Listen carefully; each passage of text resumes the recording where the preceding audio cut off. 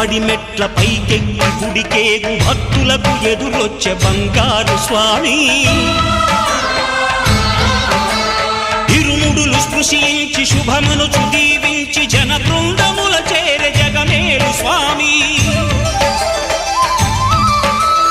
తన భక్తులొనరిల్చు తప్పులకు తడబడి ఒక పక్క ఒరిగెన ఓంకారమూర్తి